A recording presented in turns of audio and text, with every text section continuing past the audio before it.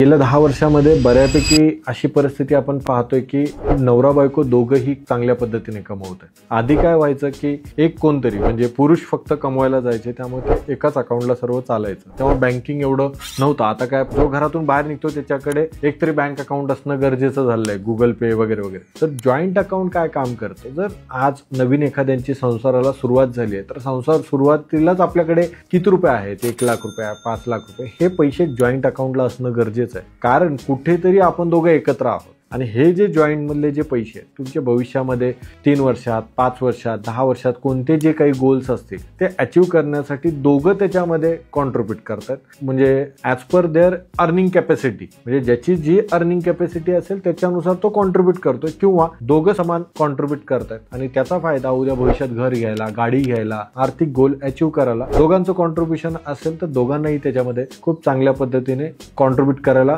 Joint account उपयोगी होऊ शकतो.